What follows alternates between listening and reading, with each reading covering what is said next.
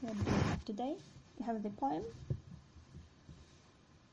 I have the poem. Do you know, have you heard the poet's name before? No, it's my first time. Mm-hmm. I understand that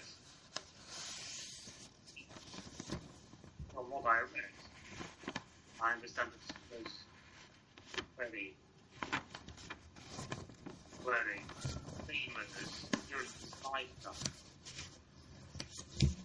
And he was sort of rediscovered in the 20th century because it seems that his poetry or the like things that he used to write were not in high demand in Victorian England. So in that sense, So he's basically he's a little bit like Emily Dickinson, maybe. So some people like him, some people hate him, or some people just don't care, because he is unusual.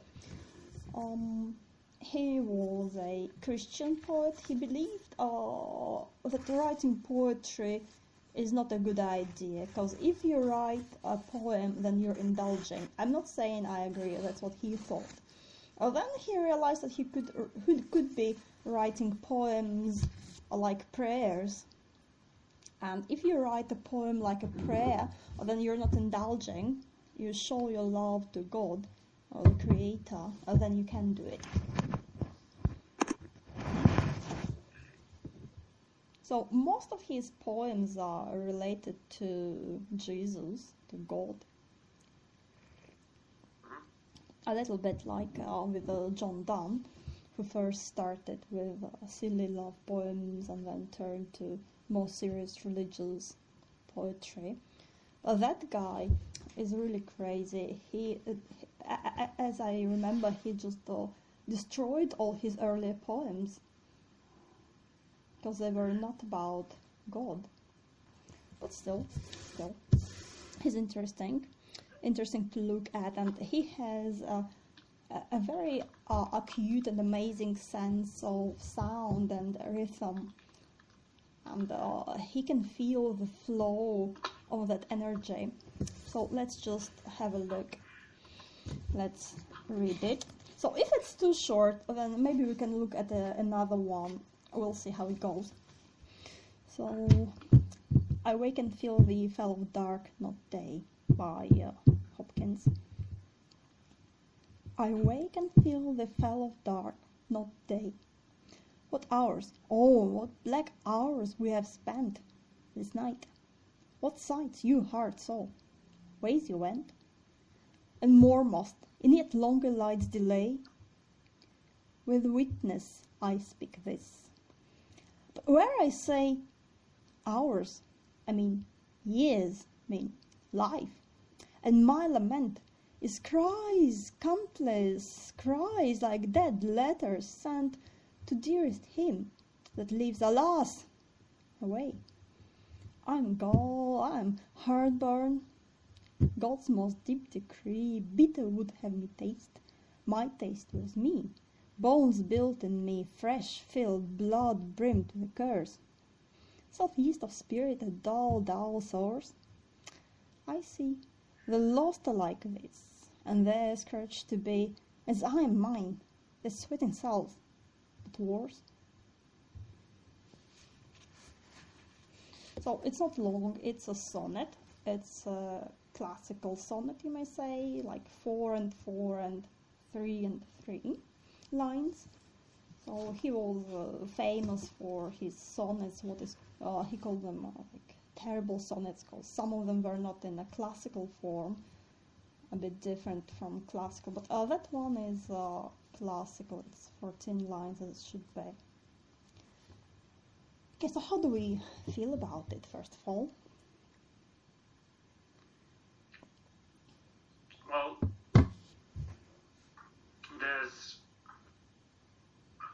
he speaks of darkness, and probably the first feeling that emerges from reading this sonnet is out of something dark or gloomy,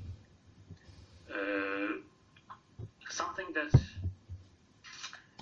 is probably not very typical of love sonnets, but something that is also a bit difficult to understand when this sonnet takes you inside, because it happens to the poet and it happens to you that you wake, as he says, and you wake to something unexpected.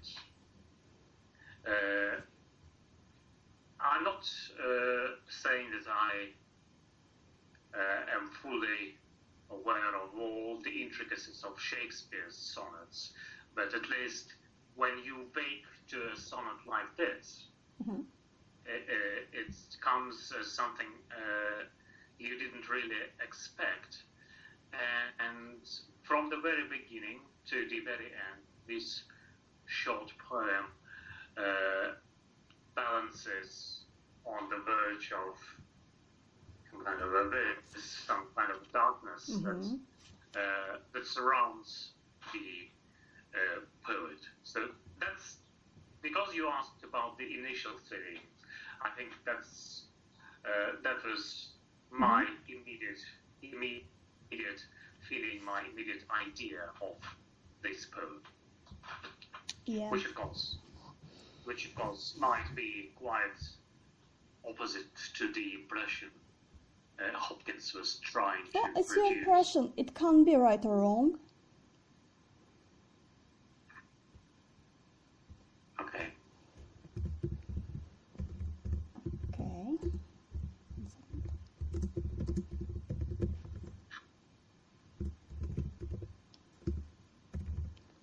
It's just Alexandra writing, saying that she doesn't feel well today. Okay. Well, just give her best regards. That's what I'm doing. And so she feels better. Oh, pity. But still. Yeah, so it can't be wrong because it's your impression. And that is what's important. Who cares about Hopkins? Who cares about his ideas and his feelings? Well, we do care about his ideas and his feelings, but it still would be kind of academical. What we do care really is our own inner reality, our own impression. Because we can only guess at his feelings and meanings and ways. We can kind of guess some of it, but really it's just a guess. While when you turn to yourself, unless you're trying to deceive yourself, which is kind of pointless, you do know how you feel. And if you look at it and you ask yourself why and what it is that makes me feel like that and how do I take it, that's interesting. Because just discussing a poem isn't that interesting. It's just words, really. So what happens? I wake and feel the fall of dark, not day.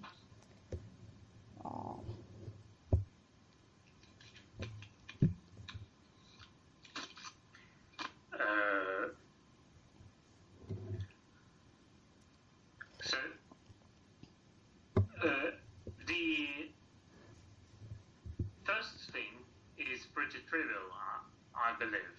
I wake.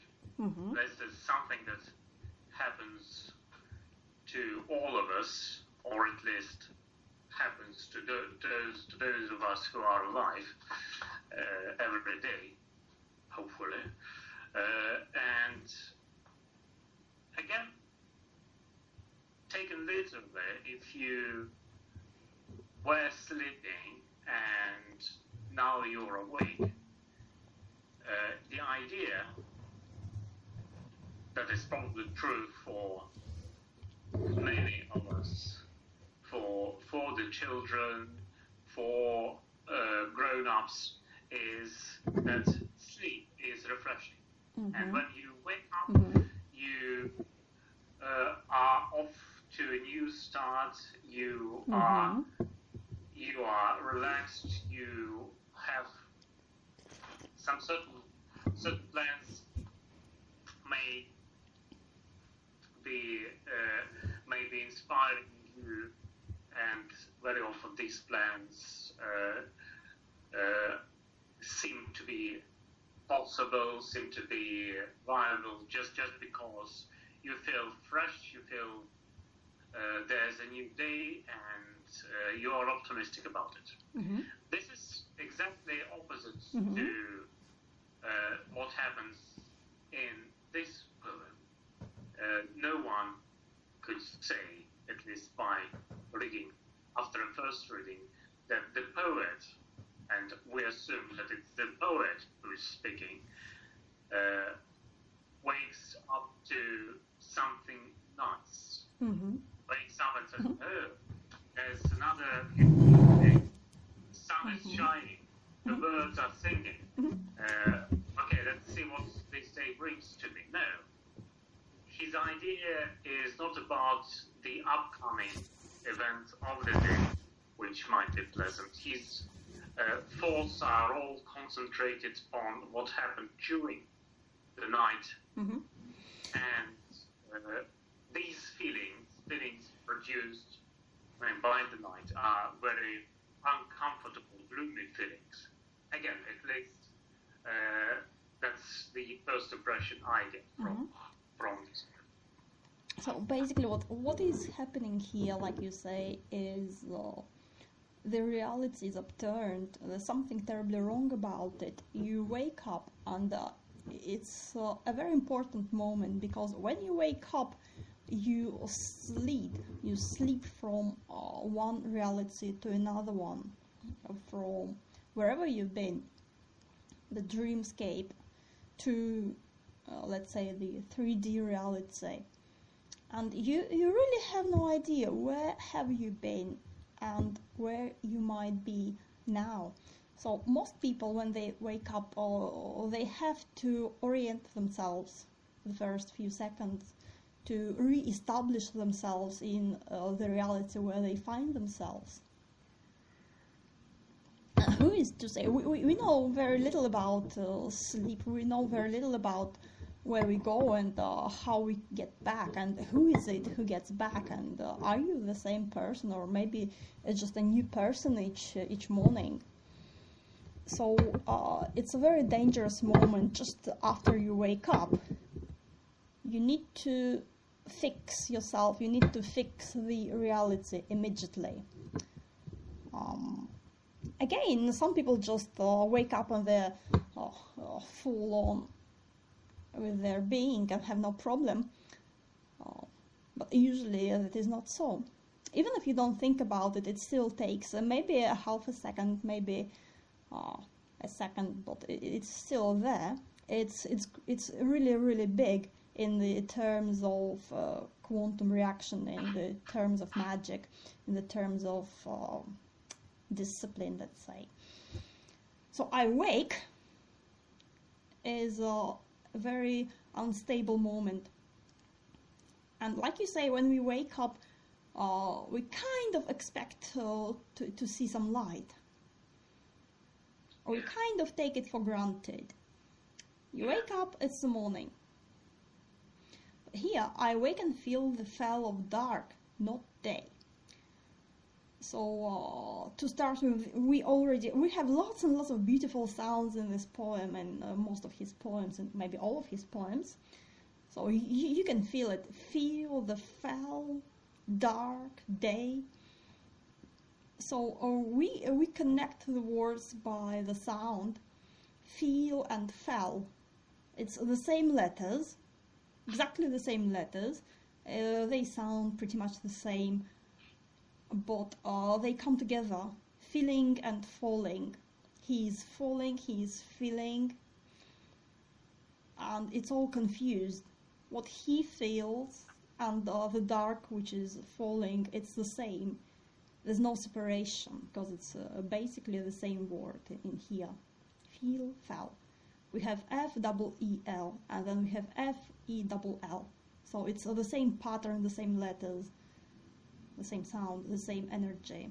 And he brings it here together. Dark and day. Also they sit together. He doesn't say the fell of night. And he doesn't say not light or not morning. He says dark and day, which begin the same, da, yeah? So at first, if you just look at the beginnings, you may be confused. You expect it to be day, but you look again and it's dark. So he is really, really sensitive with the words. The more you look at his poems, the more you see it. It's really just some genius magic, what he does in there, because not many people do it. Most people just write their ideas and then they rhyme them, or they find interesting images and connections with images. But what he does, he can feel it. He can feel the power of the words themselves, those inner meanings, inner images of the words, and he can feel how to bring them together, how to make a web which can catch you, which can make you feel very efficiently what he's trying to tell you. Really, of course, what we have when we read poetry is just a fraction. We have words, but we don't have anything else.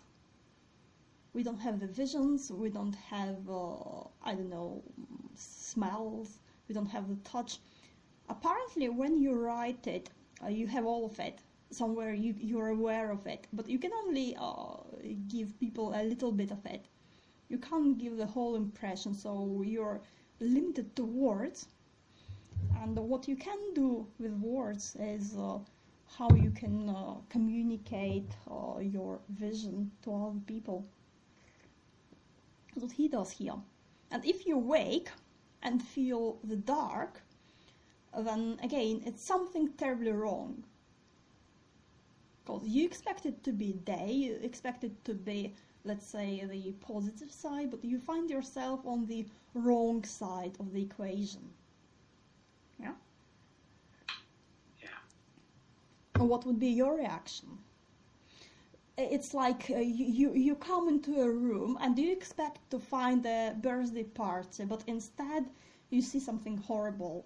You see a dentist, for instance. How do you feel about it? When you expect to see something nice, but instead you see something dreadful. Yeah, that might be a shock. Mm-hmm. But somehow, it seems that he's accustomed to it. It doesn't necessarily mean he likes it. Mm-hmm. It doesn't necessarily mean he expects it. Mm-hmm. But at least it's not something that takes him by surprise. Mm-hmm. If it's not surprising, then you're probably more or less ready for it. You might say, "Oh, it's that dark thing again happening to me," or maybe again, one of the situations that is probably very common with people who are optimistic and who are not, for example, mentally ill, is that they can see a nightmare, but when the night is over and they wake up, they see beautiful sunshine, they are fully awake, they expect something nice to happen to them, and they are happy that the mm-hmm. nightmare was just a nightmare, was the thing of the other reality. What happens to some of us who are on the other side of the equation is that there's something nice that we see during the night in our dreams, in that reality, and then we awake to another reality, or to what skeptics like me would say, the only reality, which is not as nice as our dreams, which is probably dreadful. We might do something nice in our dreams reality. We might meet some people in our dreams, and when we are awake, we discover that this was just a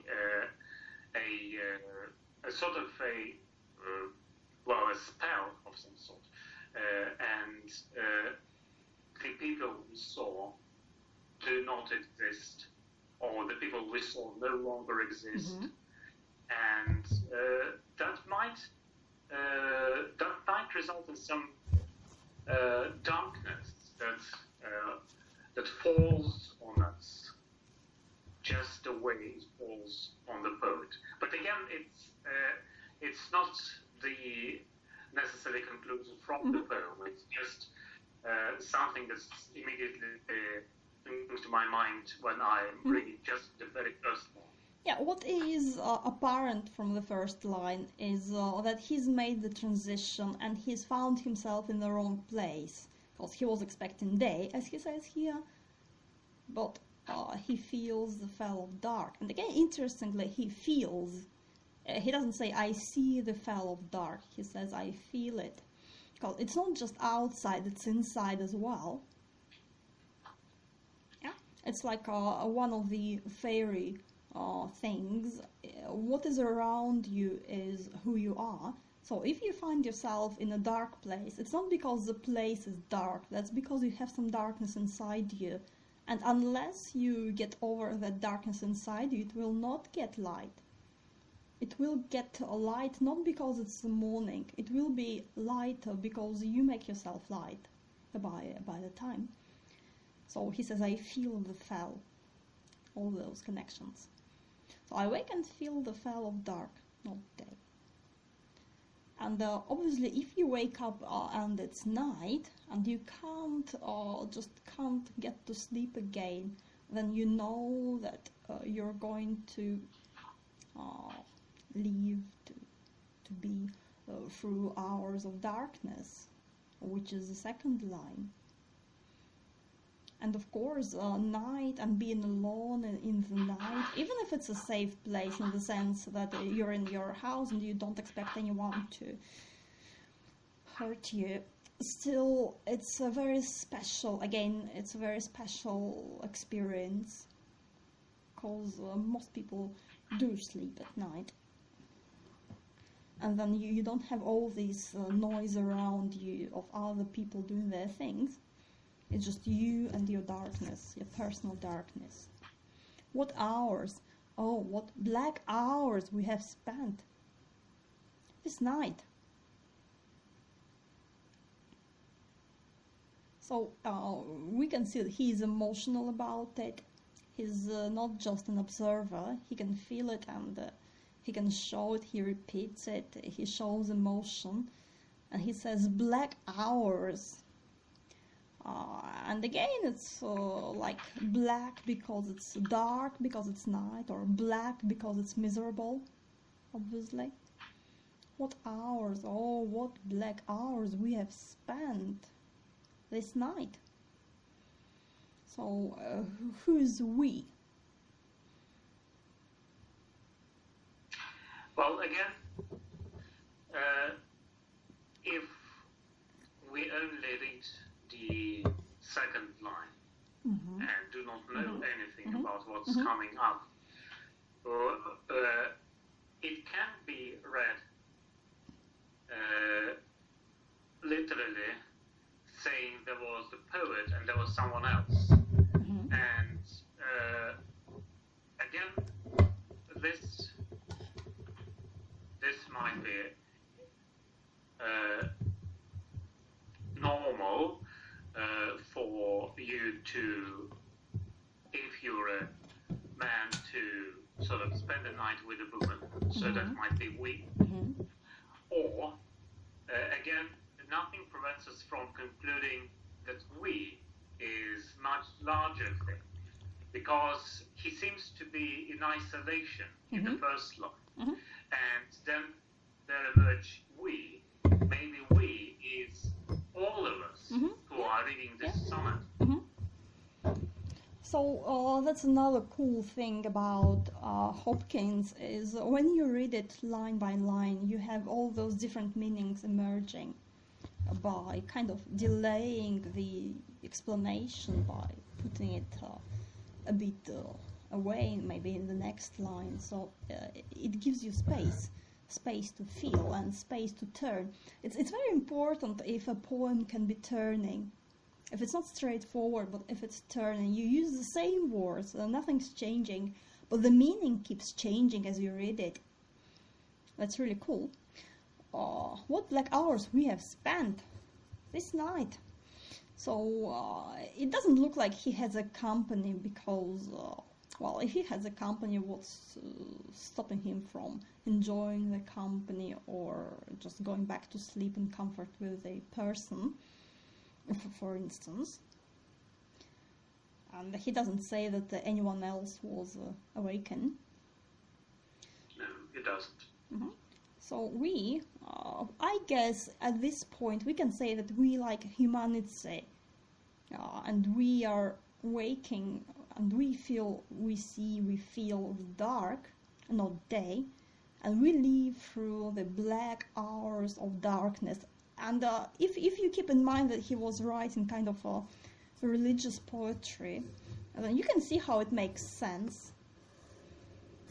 You wake up after the paradise and you find yourself not in the paradise but in a strange dark place, and we all collectively need to live through the dark times, waiting for the light, for Christ, for God to come back to us eventually. We know it will happen, like we know that morning will come, but still at the moment we wake up and we find ourselves in the middle of night, and it's dark, and we're alone in the darkness. We are together, but we are still alone. That's the irony. Again, if you think about it in Christian terms, that's very accurate. Even though the whole humanity is in darkness at the moment, because we are not in the paradise, still we are alone very individually.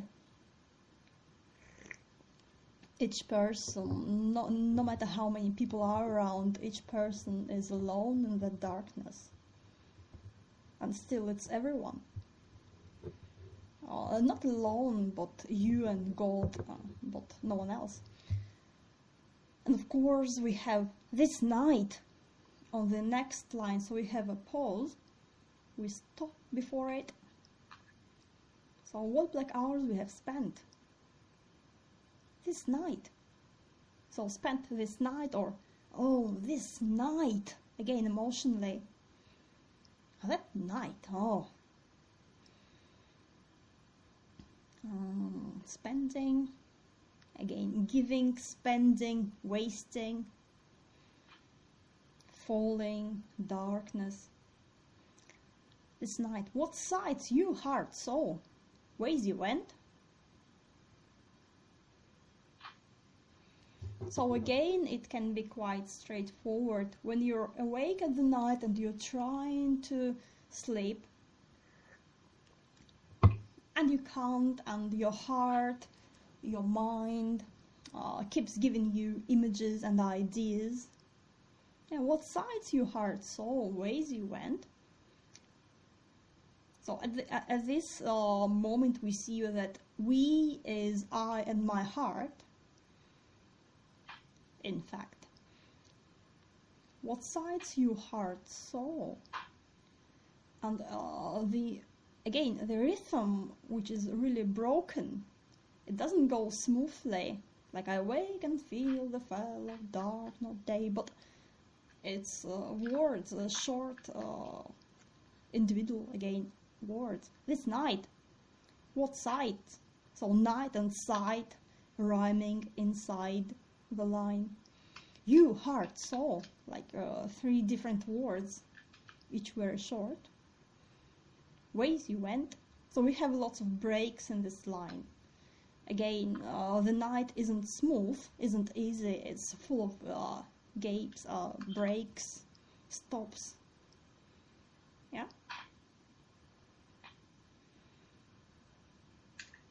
Oh, yes.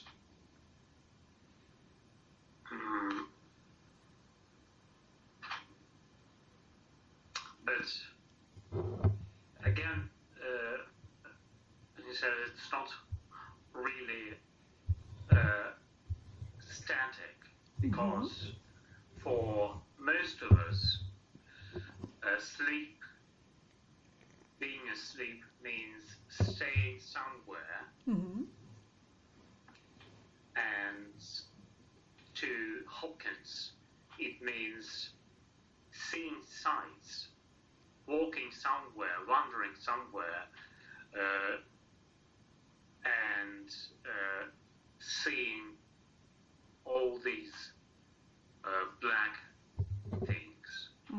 What sights your heart saw, what ways you went.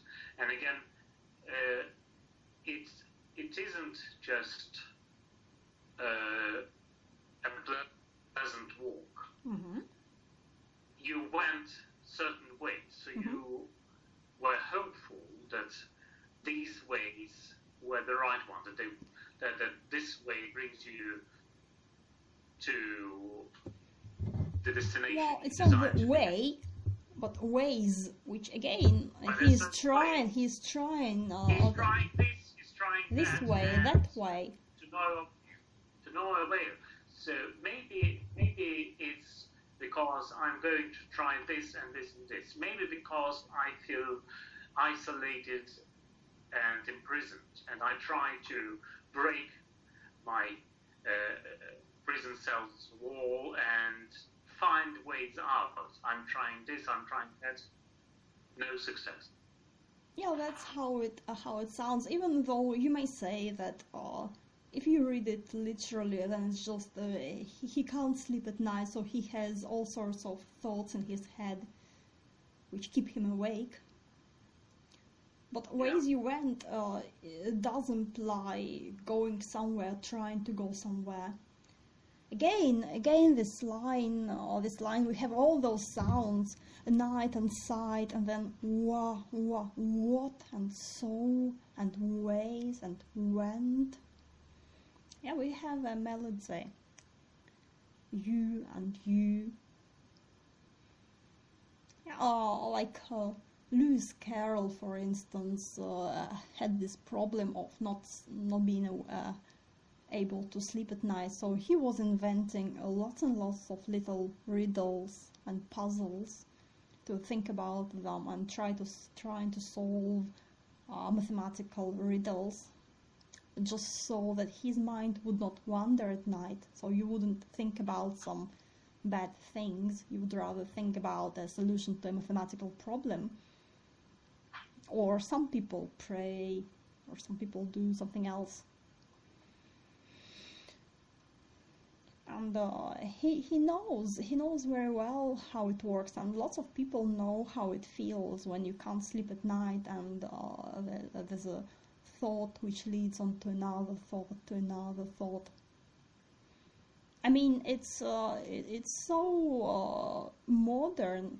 The internet is full of little images. It's quite popular when you have an image where a cartoon, a comic, where a girl goes to bed, it's like, and she says, "Oh, time to sleep," and then her brain next frame, and the brain says something, and the next frame the girl lies awake and can't sleep because the brain asks something weird just before she wants to sleep. There are lots and lots of variations on this joke, so it is a familiar feeling to people since the beginnings of time, I guess. Yeah, and again, the bad thing about it is that you might feel tired, you might feel exhausted, and you would certainly need some sleep after all these hardships, and then you can't fall asleep. So again, if we are very practical, we might say that what the poet really needs is a good sleeping pill. But it seems that his thoughts and his ideas won't just go away. And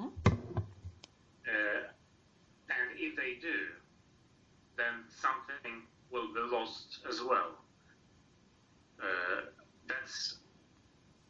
That's probably why these thoughts, these ideas that keep holding him back are unwelcome ideas, and yet they must be there, for he has the power and the determination to sort of write his feelings down, to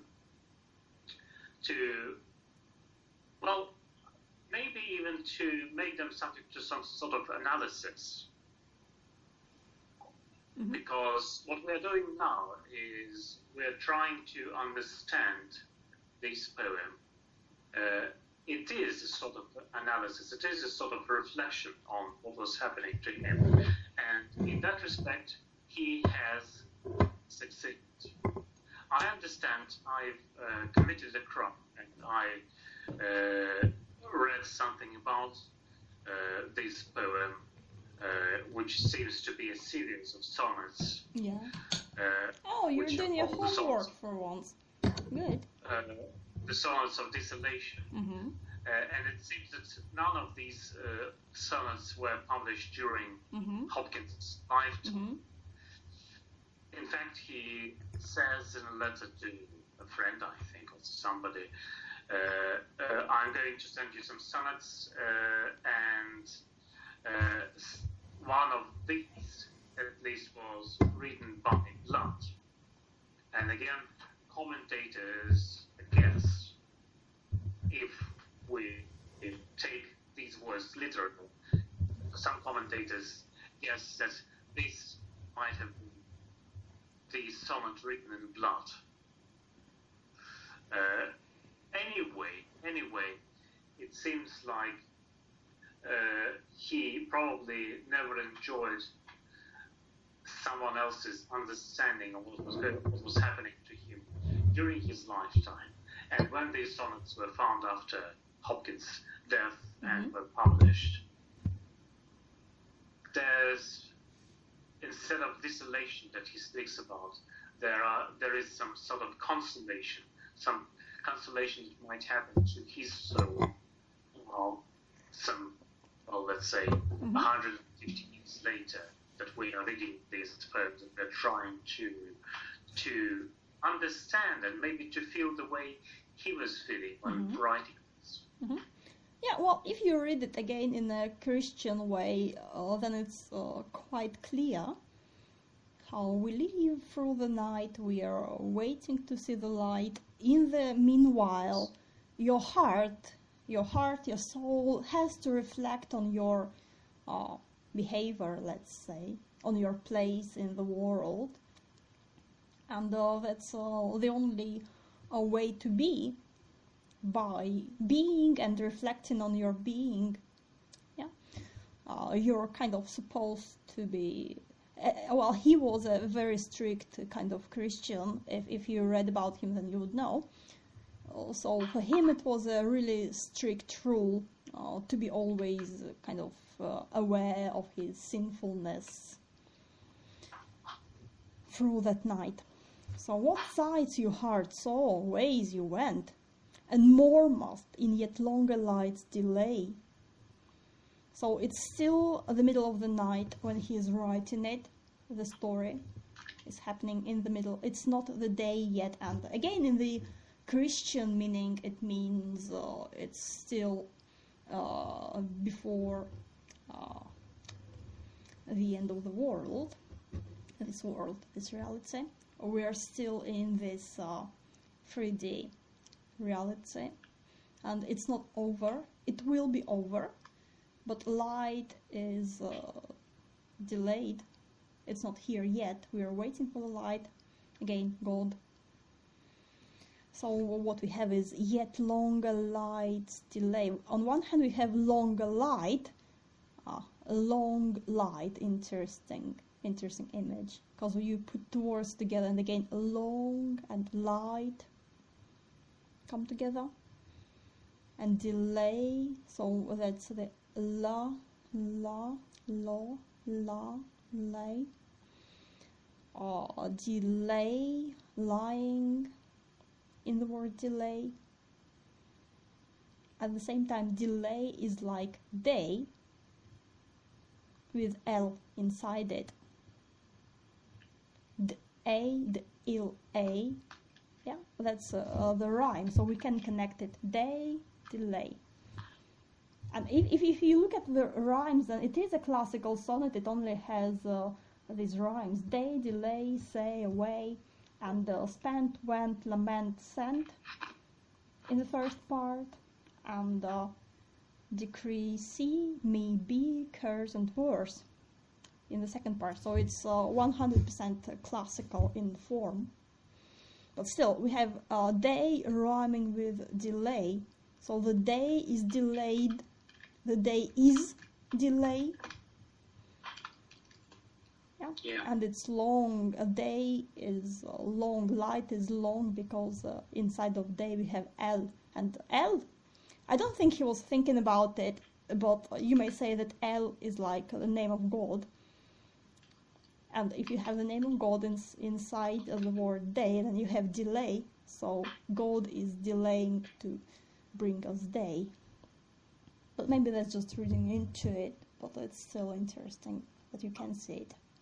If you can't see it, then it is... Okay, so we have darkness and we have light in the poem. It is present, it is presented, it is to come. And he names it so we can see it. We know he doesn't live in the world of darkness entirely. He knows that he is in darkness now, but he believes in light. He believes that light will come, even if he has to wait, even if he has to suffer to get there. He knows it will be there. That's his main belief in this poem. Yeah. So in that sense,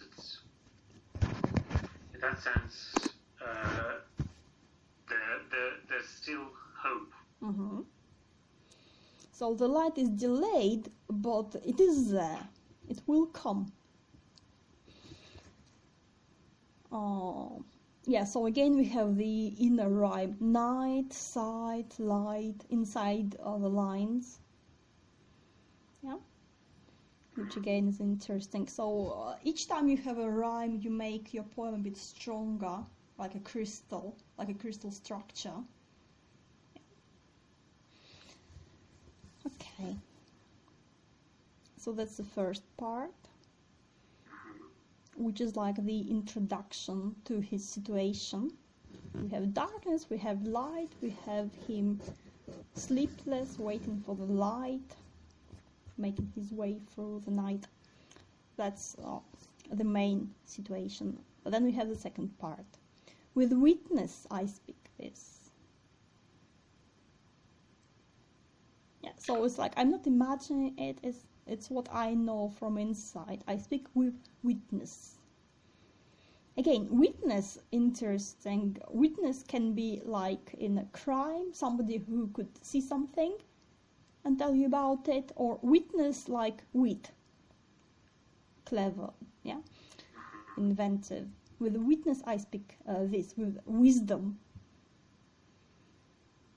Again, the sounds with and witness come together here. And we have this break in the middle of the line again. Why do we need a break in the middle of the line?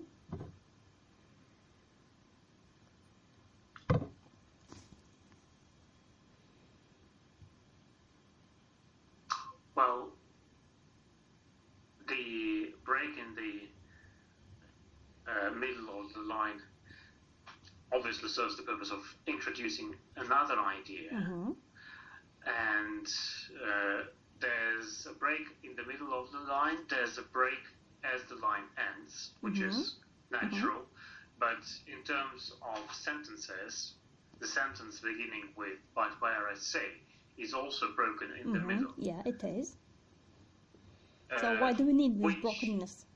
Yeah, which probably tells us there's something that the writer wants to emphasize, something that he wants to... He's sort of warning us. He says, okay, there's going to be something important, something you didn't really expect. And that's what happens. Yeah, so I speak, but where I say, we have all the speak and say in one line. I speak, I say. Again, is it any different? I speak and I say? Maybe not really. And again, I speak, I say. And yeah, we have another breaking line, same as we have spent this night. And here, where I say, and what do I say is next line, calls it's a new idea. Hours, I mean years, mean life. Again, stop. And my lament, again, pause, is Christ countless. So, but where I say hours, I mean years, mean life. Yeah. So, on one hand, it's this one night. At the same time, it's the whole life of a good Christian. Maybe not a good Christian. Maybe he's a bit too depressive about it. I don't know. Well, in some way. Hours, I mean years, mean life. And he never says hours. He says, when I say hours, but he hasn't used the word hour. He has, what black hours, second line. What hours, what black hours we have spent this night. Okay. So, then these hours to which he refers in line 2 become years and life. So again... Well, again, this is what we were discussing, this Christian idea, waiting on God, waiting for the light to come, which basically means you don't just wait for a few hours, although to some of us it might happen. It might mean waiting for years for the light. And again, the light might come to you before you die, or it can mean waiting for the rest of your life, and then the light only comes after you are dead. Well, the idea is, if we read in the Christian way, in this very strict way which he implies here, because if it's more orthodox, then you can say, well, God is with you in this life, just not fully uncovered. But God is here in this life, so it's not dark. It's still full of light, just not as bright as it will be a bit later. But he says, no, it doesn't matter if God is here. It's not the right reality. The only right reality is when this reality ends and the new ultimate reality takes place. Until then, no matter what happens, no matter what the circumstances, it's still dark. Compared to infinity, it's dark. If you have some of God's light shining through, it's still dark because it's nothing compared to what it should be. That's what he says. And again, when we start reading, it can be like any sleepless night. And you can just think about it in a selfish way, like, oh, I'm sleepless, no good, oh, woe is me.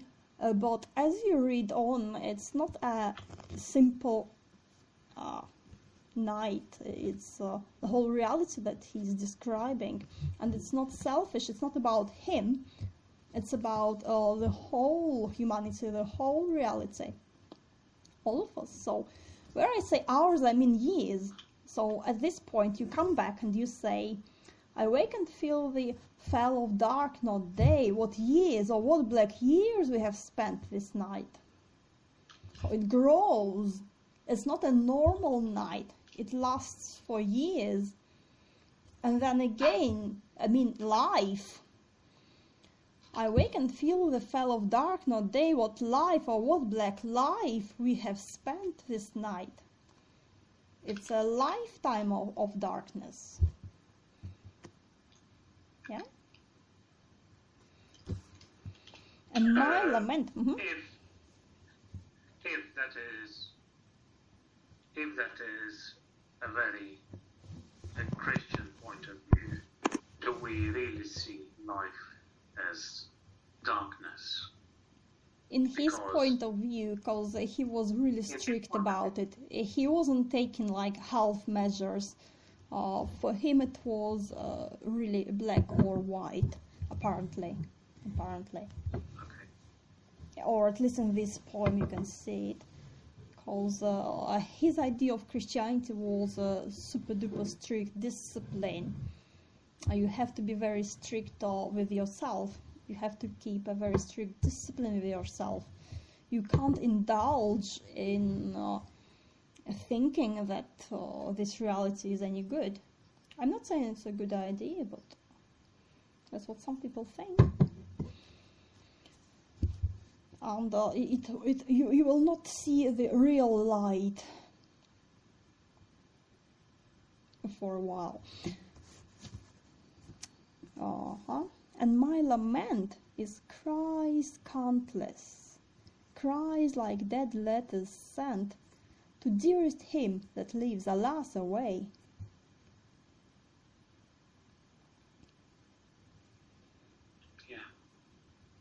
So he's not happy about it, he's not peaceful about it, he doesn't think it's good for him, yeah, because it's a lament.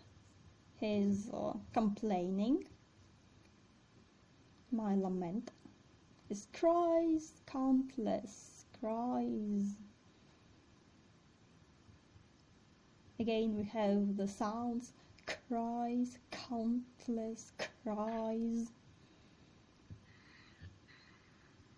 And he's, again, what is on the surface? How do we picture it? He lies in his bed. He can't sleep, so he has all sorts of thoughts and ideas.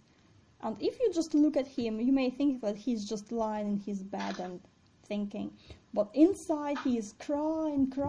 He's bursting with the crying. So it's a kind of a silent cry, which is powerful. Yeah. Cries, and no one comes to console him. Dead letters. So we have the word dead. Cries like dead letters. And these letters that were not sent, that were sent, but that failed to reach the recipient, are sort of prayers. Yeah, exactly. So, dearest him, who is the dearest him? Then it means the dearest him for a Christian is God. So these prayers that were sent to the dearest being of all. And again, he is too far away from us in this darkness. And we might lament the fact that our prayers are not enough, that our prayers are too weak to reach him. Mm-hmm. Which again is a little bit not really Christian, because if you are Christian, then you ask and you will be heard, you will be given. No letter is a dead letter when you're praying to God. God always hears you, even if you don't know about it. So he is kind of lost at this point. So on one hand he is like a Christian, on another hand he feels like he's lost, which is not Christian. But it's again, it's normal. This is something that happens to many people. Mm-hmm. So we have it with the prayer will be answered. Yeah, we have the tale about the people who hear a bird singing 3 times and then realize something interesting about themselves. Mm-hmm. So we know it's not fatal. It can be reversed, but people do find themselves in this darkness at times when they believe that the letters are dead letters. Dead letters sent to dearest him that lives, alas, away. So dead letters could be letters which are never read, never answered, never opened, never heard. Or dead letters could be that he is dead inside. So his prayers are not living prayers. And the problem is not with God hearing or not hearing his prayers, but with him sending letters which are dead letters, which have nothing inside them. In which case his cries are dead cries. Again, they don't have any meaning in the sense life. He cries, but in a way which is not of a living person, which is, maybe it's selfish, maybe something else, we don't know. But he is upset about it, obviously. Like dead letters sent to dearest him that leaves, alas, away. So again we have like, leaves, alas, away. If it's not prayers, then you can say, well, maybe it's just his friend, and he's writing to a dear friend who lives away. And again, that it might be true. So it is something we can easily relate to, many of us, either as letters, real letters to real friends that never reached them, real letters to our dead friends, and then our letters can never reach them, or at a higher plane, this Christian idea of God who is, or who seems to be very removed from us, maybe just not because God is too far away, but because we are too far away as people who sin and so on. Yeah, exactly. So that's another kind of mistake, because God is present, God is near, God is not somewhere far away, obviously. But to him, it's someone who lives, alas, away.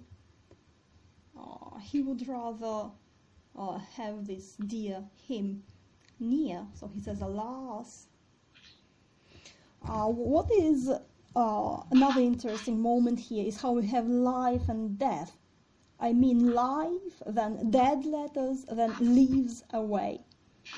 So we turn from life to death to life, dark, day, black, light. Again, we keep turning from one opposite to another. Yeah? From the light, life, to the darkness, night, death, then to life again. And it's like his letters are dead letters. He feels like he's in the dead reality. He's dead. And he sends letters, his prayers, he seeks for him who lives, who is on the light side. And he feels like there's a separation. And like the light cannot come into this, what he feels like, a dark side. Or that he cannot go or get to the light side. He feels like there's a barrier which is impenetrable from either side.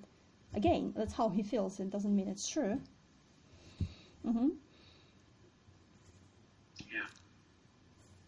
And of course we have this longing, longer light, longing for light, longing for light, longing for dearest him who is away. So again we have the distance. Either it's a distance in time from night to morning to the light that we want to reach. Either it's a distance in space from me to a friend who lives far away. Or really what it is a distance in state, in being, from where you are, your state here, and another state there. Because again, it's not like the distance which is measured in time or space, it's a distance which is measured in your state, in your being, in who you are and how you are. Yeah? Okay, let's have a quick break.